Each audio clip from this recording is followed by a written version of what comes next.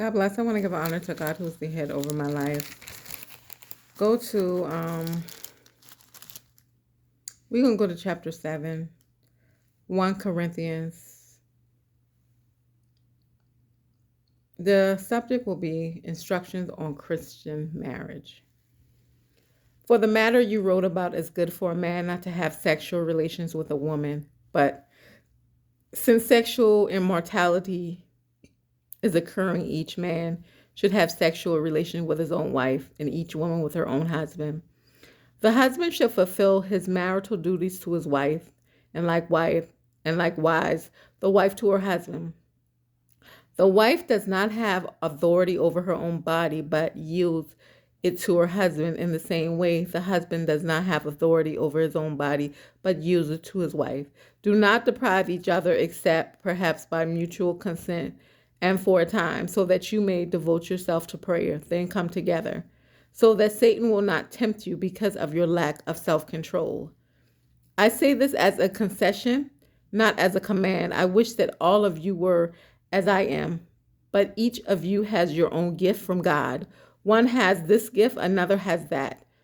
Now to the unmarried and the widow, I said it is good for them to stay unmarried, as I do. But if they cannot control themselves, they should marry, for it is better to marry than to burn with passion. To the married I give this command, not I, but the Lord. A wife must not separate from her husband, but if she does, she must remain unmarried or else be reconciliated to her husband. And a husband must not divorce his wife. So the rest I say this, I, not the Lord. If any brother have a wife who is not a believer and she is willing to live with him, he must not divorce her. And if a woman has a husband who is not a believer and he is willing to live with her, she must not divorce him. For the unbelieving husband has been sanctified through his wife, and the unbelieving wife has been sanctified through her believing husband. Otherwise, your children would be unclean, but as it is, they are holy. But if the unbeliever leaves, and let it be so, the brother or the sister is not bound in such circumstances.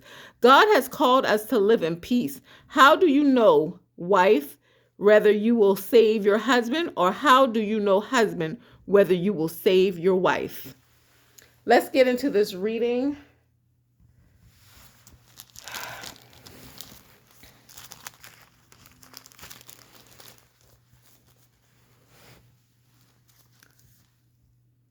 Let's go to verse 1. The Corinthians had written to Paul asking him several questions relating to the Christian life and problems in church. The first question was about the pros and cons of considering marriage. Paul answered this and other questions in the reminder of this letter.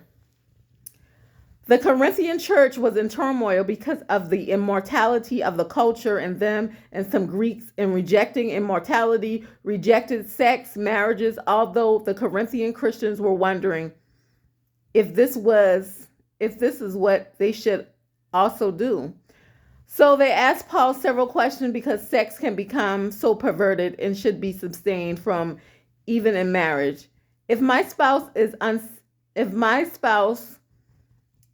unsaved, should I seek a divorce? Should unmarried people and widows remain unmarried?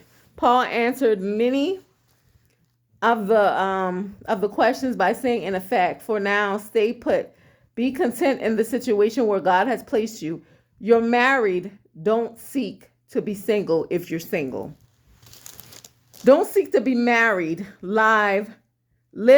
Live God's way one day at a time, and he will show you what to do. If you go to 3 and 5, sexual temptation are difficult to withstand because they appeal to the normal and natural desires that God has given us among the other things. Marriage provides God's way to sanctify these natural sexual desires and to strengthen the partners against temptation. Married couples have the responsibility to care for each other. Therefore, husbands and wives should not withhold them. themselves sexually from one another, but should fulfill each other's needs and desires. Spiritually, our body belonged to God when we became Christians because Jesus Christ brought us by paying the price to release us from sin. Physically, our body belongs to our spouse because God designed marriage so that through the union of husband and wives, the two become one. If you go to Genesis 2 and 24, Paul stressed complete equality in sexual relationship. Neither male nor female should seek dominance or autonomy. Both marriage and singleness are gifts from God. One is not morally better than the other, and both are valuable to accomplish God's purpose. It is important for each of us, therefore, to value our present situation. When Paul said he wished that all people were like him, unmarried, he was expressing his desire that more people should be devoted themselves completely to ministry without the added concern of a spouse, family, as he had done. He was not criticizing marriage. After all, it is God's created way of providing companionship and populating the earth. Sexual pleasure is not the best motive for getting married, but it is better to marry than to burn with a passion. Many new believers in Corinthians thought that all sex was wrong, so engaged couples were deciding not to get married. In the passage, Paul was telling couples who wanted to marry that they should not frustrate their normal sexual drive by avoiding marriage. This does not mean, however, the people who have trouble controlling themselves should marry the first person who comes along. Dealing with the pressure of desire is preferably to dealing with an unhappy marriage. Okay? Because of these desires to serve Christ, some people in the Corinthians church thought that they ought to divorce their pagan spouse, marry Christians, but Paul affirmed the marriage commandment. God's ideal is for a husband and wife to stay together, even when one of them is not believers. The Christian spouse should try to win the others to Christ. It would be easy to rationalize leaving, however. Paul makes a strong case for staying with an unbelieving spouse and being a positive influence on one's marriage. Paul, like Jesus, believed in the permanence of marriage. If you go to Mark 10, 1 through 9, Paul commands about the permanence of marriage comes from the Old Testament, Genesis 2 and 24, and from Jesus, Mark 10 and 2. This suggestion is that the verse based on God's command and Paul applies to the situation Corinthians were facing. Paul ranked the commands above the suggestion. One is eternal principle and the other is specific applications.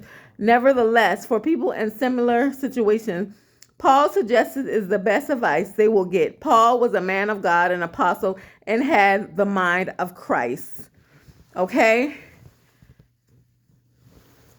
The blessings that flow to believers don't stop with them, but extend other gods. Regard a marriage sanctified, set apart for his use by presence of Christian spouse. The other does not receive salvation automatically, but it is blessed by the relationship.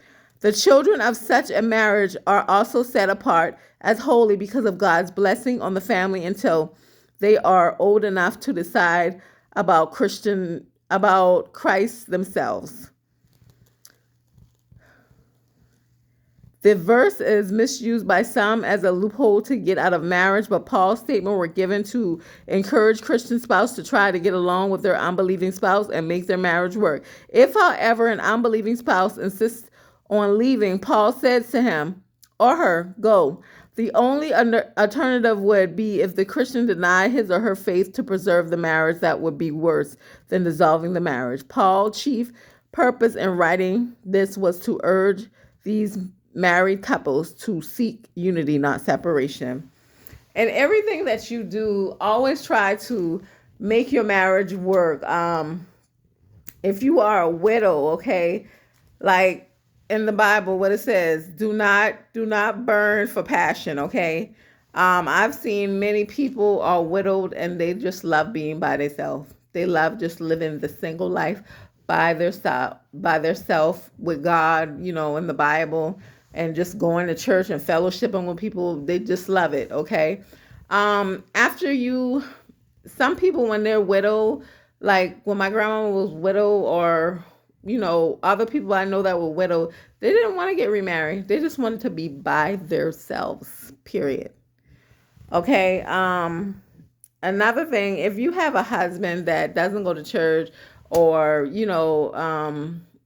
might be hard headed and everything, take time, because the more spiritual that you grow, the more spiritual you grow in your faith, he will want to try to grow too. Okay, so take your time with that. This is the instructions on Christian marriage. And everything that we do.